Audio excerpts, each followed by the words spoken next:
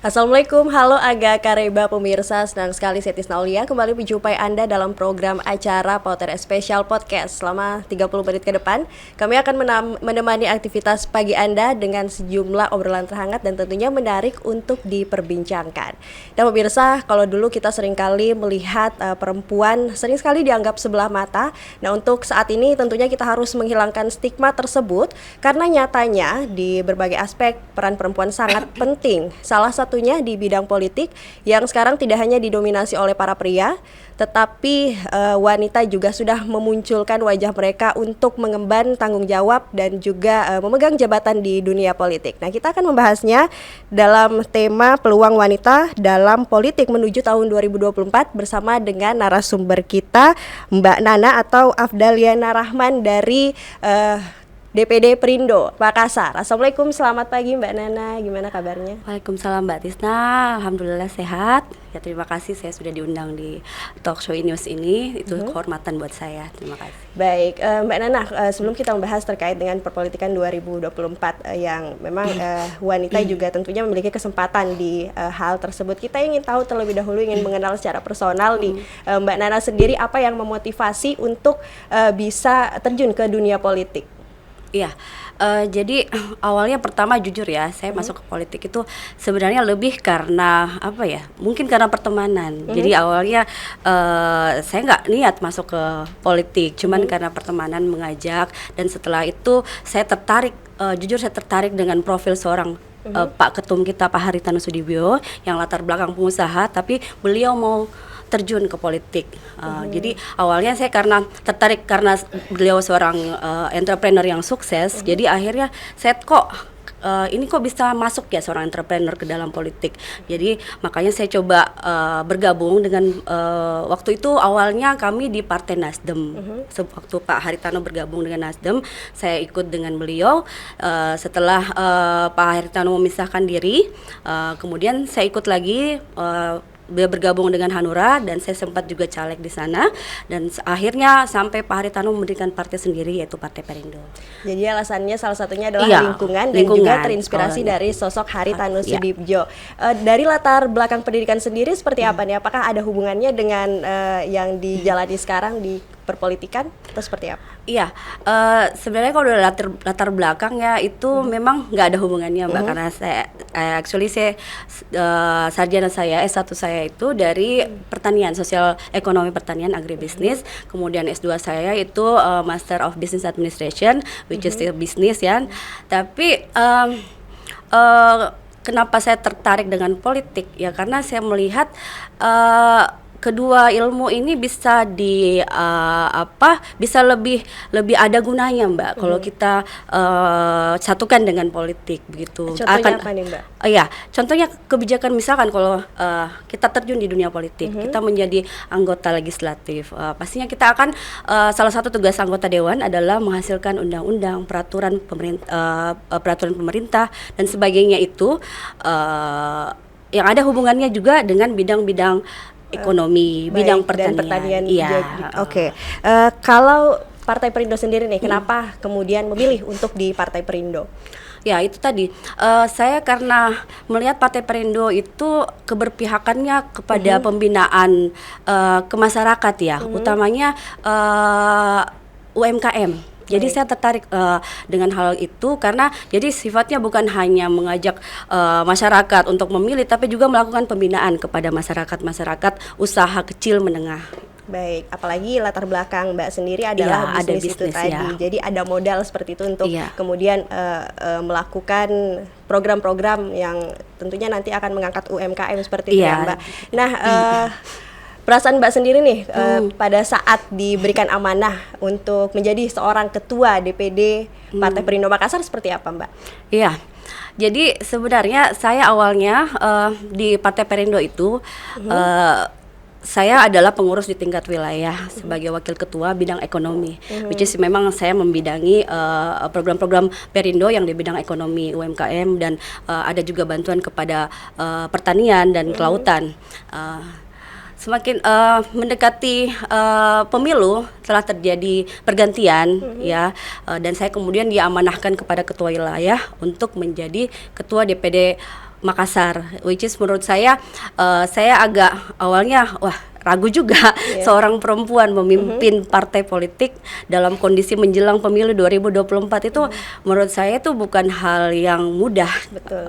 Jadi saya sempat bisa nggak ya ini setelah mohon petunjuk keluarga dan mohon petunjuk kepada Allah, jadi akhirnya saya memberanikan saya terima amanah ini dan saya anggap ini sebagai tantangan buat saya. Apa yang kemudian dilakukan nih untuk percaya diri untuk mengemban tanggung jawab yang diberikan ini?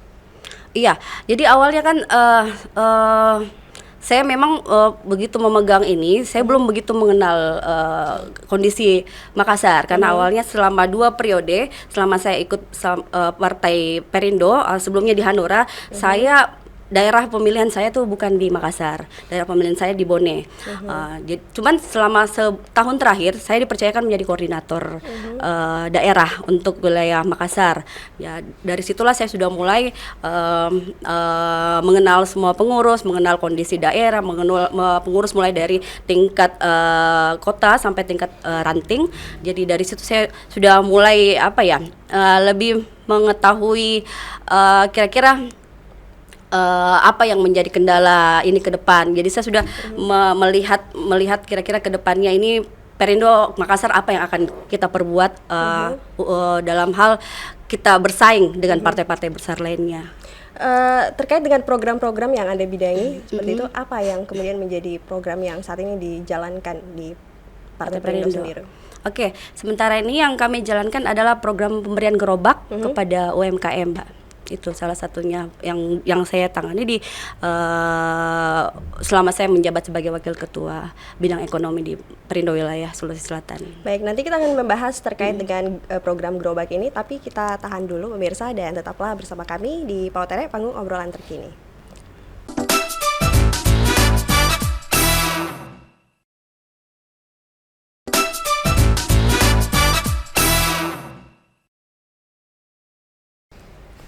Anda kembali bersama kami di Pautere, panggung obrolan terkini pemirsa, dan kita akan melanjutkan kembali obrolan kita bersama Mbak Nana terkait dengan program dari Partai Perindo tadi, ada gerobak. Seperti apa programnya, Mbak? Iya, jadi untuk program gerobak sendiri itu sudah kami laksanakan sejak dari 2019 pada pemilu 2019, malah setahun sebelumnya 2018. Jadi kami memberikan bantuan gerobak kepada para pelaku UMKM untuk agar mereka dapat melaksanakan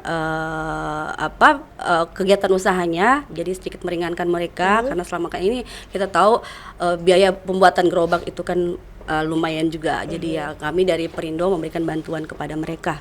Ini sudah berjalan dari 2019 dan sampai sekarang. Oke, jadi bisa dilihat di sini memang Partai Perindo sangat memperhatikan UMKM seperti itu. Nah, untuk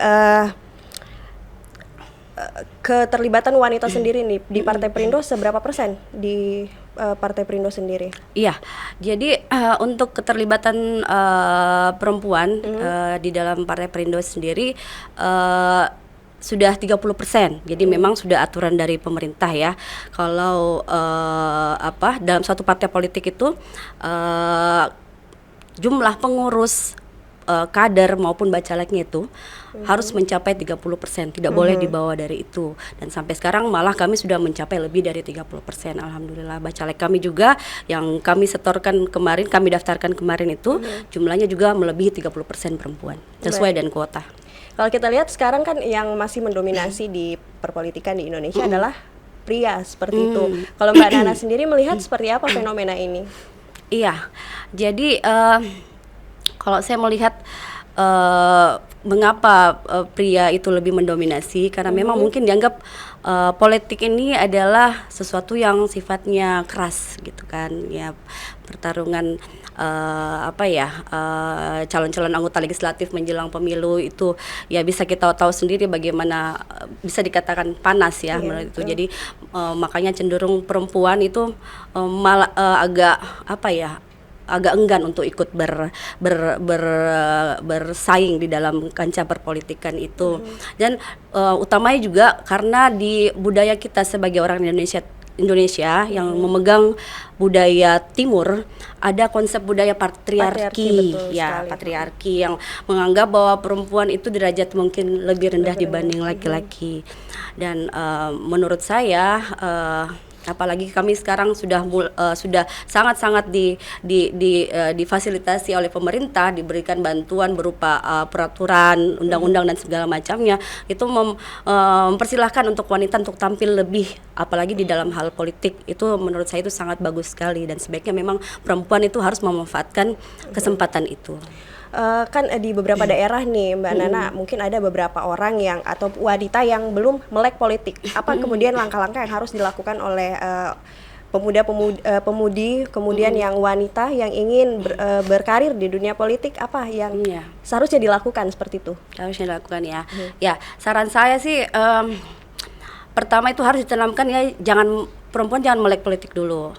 Setelah itu kedua, mereka kalau kan udah banyak nih informasi Mbak di sosial media mengenai politik apa segala macam, walaupun mungkin banyak orang yang a priori terhadap politik itu sendiri, tapi saya harapkan ya jangan melihat sesuatu hanya dari sisi negatifnya saja. Kita juga harus melihat dari sisi positifnya.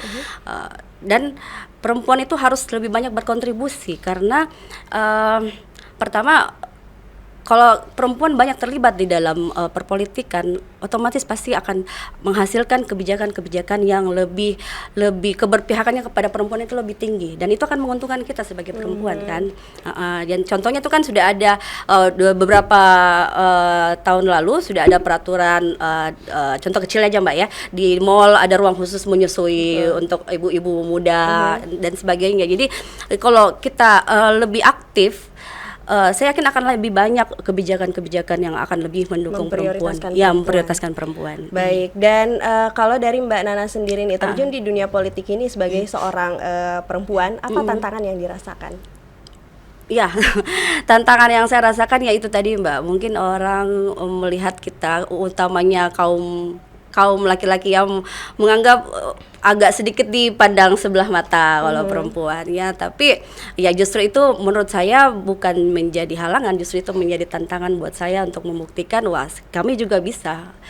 Sebagai perempuan kita juga bisa, kami bisa setara dalam hal gender dan juga setara dalam hal pekerjaan dan apapun itu, kami bisa. Iya, berbicara tentang kesetaraan gender nih, kan sekarang banyak sekali kita temui kasus-kasus tentang kekerasan terhadap wanita nih Mbak melihatnya seperti apa kemudian kasus-kasus tersebut? Oke. Kalau kekerasan terhadap perempuan, jadi ya perempuan sih ya menurut saya jangan merasa takut apabila merasa mendapat kekerasan dalam rumah tangga itu. Kalau memang merasa perlu untuk melaporkan, kalau untuk hal yang baik silahkan gitu. Cuman terkadang kita namanya perempuan mungkin karena terlahir sebagai makhluk Tuhan yang lebih mengutamakan perasaan daripada logika. Jadi hal itu yang biasa kadang membuat tertahan. Jadi menurut saya kita sebagai perempuan jangan hanya hanya diam. Jadilah perempuan yang cerdas, jadilah perempuan yang mandiri gitu. Jadi saya sih berharap perempuan-perempuan sekarang bisa lebih pintar lah menggunakan sumber dayanya. Jadi tidak tergantung kepada laki-laki, dan pastinya juga tidak akan mendapat tindakan kekerasan dalam rumah tangga kalau perempuannya mampu, ataupun kalau misalkan nanti jelek-jeleknya terjadi sesuatu hal, kita mampu mandiri dengan kaki kita sendiri. Betul. Jadi intinya jangan pernah takut untuk mengeksplor diri, kemudian juga menjadi wanita yang mandiri dan juga cerdas seperti itu. Dan pemirsa, kita akan melanjutkan lagi nanti perbincangan kita bersama dengan Mbak Nana, tapi setelah pariwara berikut ini tetaplah bersama kami di Pautere.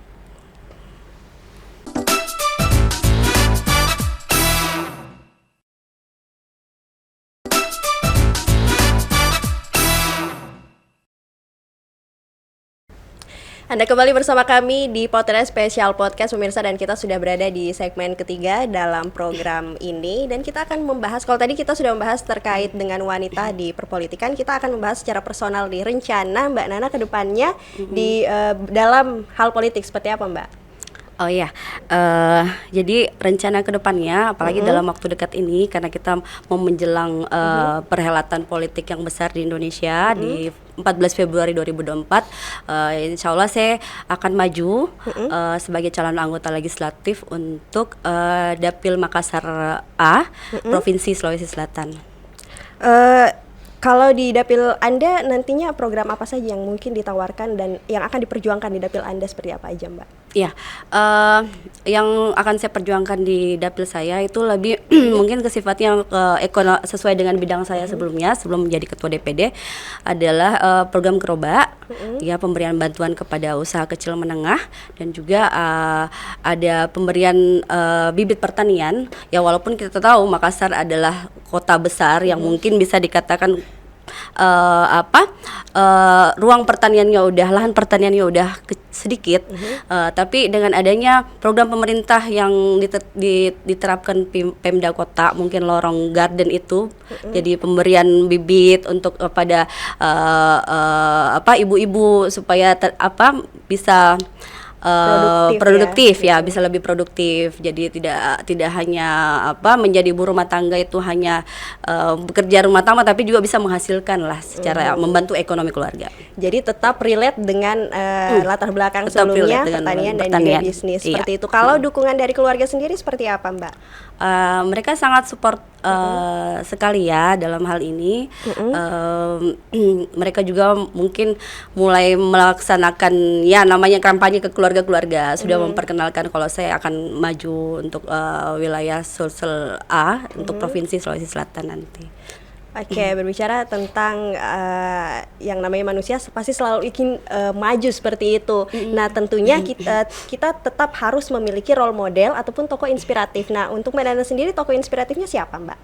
Tokoh inspiratif saya harus perempuan ya. Iya, betul. Kalau saya sih yang dalam negeri sendiri mungkin ya Ibu Sri Mulyani. Kenapa tuh, Mbak? Ya, beliau itu sangat sangat hebat dan sangat cerdas dalam menghasilkan kebijakan-kebijakan di bidang keuangan, dan sangat membantu sangat membantu Indonesia itu udah lepas dari masalah-masalah ekonomi. Ya, walaupun mungkin banyak yang bilang ada yang pro ada yang kontra, tapi menurut saya sudah bisa kita lihat hasilnya dalam menangani COVID segala macam itu beliau sangat membantu. Kalau untuk Mbak Nana sendiri, untuk memotivasi para caleg-caleg wanita kemudian untuk bisa berjuang memenangkan suara rakyat seperti apa, Mbak? Ya, jadi kepada caleg-caleg perempuan saya yang khususnya di Kota Makassar, Mbak, ya, karena saya selaku ketua, saya selalu berikan motivasi kepada mereka agar jangan takut untuk bertarung dengan para kaum lelaki, dan sebaiknya mereka memulai itu melaksanakan kampanye itu dari door to door aja, Mbak. Karena yang kita tahu itu perempuan kan lebih luas dalam melaksanakan dalam pergaulan, dalam segala macam. Jadi saya sih sarankan mereka untuk melakukan pendekatan secara door to door dulu, dari rumah ke rumah, memperkenalkan dan memperkenalkan diri, dan sekaligus juga program-program dan apa yang akan dilaksanakan nanti. Jadi itu. Oke, Mbak Nana, terakhir nih, kan beberapa waktu yang lalu juga saya dengar bahwa di Partai Perindo ini ada beberapa tokoh-tokoh wanita inspiratif yang juga menjadi kader. Apakah ini salah satu cara untuk Partai Perindo sendiri untuk meningkatkan elektabilitas, atau merupakan istilahnya memberikan ruang untuk figur-figur yang memang mempunyai nama di Kota Makassar? Seperti apa, Mbak, melihatnya? Ini untuk figur di Kota Makassar, iya, Mbak? Yang menjadi kader Partai Perindo. Iya, jadi di Partai Perindo sendiri, utamanya di Kota Makassar, di pemilu 2019 kemarin, ada satu orang perempuan yang telah berhasil menjadi anggota legislatif di dapil pemilihan Mamarita, dapil pemilihan 5, Mamajang, Mariso dan Tamalate, namanya Ibu Kartini, dan beliau itu sangat support memperjuangkan hak-hak perempuan dan juga dan hak pendidikan, karena beliau kan kebetulan di komisi pendidikan gitu. Jadi aktif melaksanakan turun langsung ke masyarakat, selalu melaksanakan kegiatan-kegiatan dengan masyarakat, temu langsung dengan masyarakat untuk membantu melaksanakan sosialisasi yang perda dari pemerintah dan sebagainya. Jadi saya rasa beliau itu sudah sangat bisa menjadi role model lah untuk ini, karena sudah mampu tampil memperjuangkan aspirasi masyarakat. Baik, terakhir Mbak, pesan untuk wanita-wanita di luar sana untuk mungkin supaya bisa lebih mandiri, lebih kuat lagi menghadapi tantangan ke depannya seperti apa Mbak? Iya, jadi pesan saya buat perempuan-perempuan di sana, di luar sana ya. Jadi jangan takut untuk berusaha bekerja untuk menunjukkan kalau kita juga mampu. Jangan sampai ada budaya patriarki atau apapun itu yang menghalangi kita untuk maju ke depannya. Jadi saya harapkan perempuan-perempuan sekarang bisa lebih cerdas, lebih independen, lebih mandiri dalam menghadapi masa depannya nanti ke depan. Dan khususnya untuk bidang politik, perempuan-perempuan itu kami harapkan untuk bisa lebih berperan aktif di dalam hal bidang politik, minimal menggunakan hak pilihnya sebagai warga negara untuk bisa memilih wakil-wakil rakyat dan pemimpin negara yang amanah.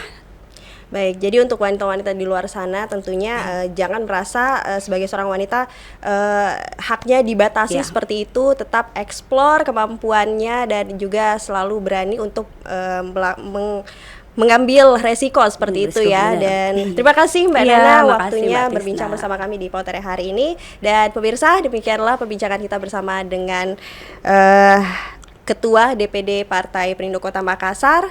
Saya Tisna Aulia pamit. Wassalamualaikum warahmatullahi wabarakatuh dan sampai jumpa.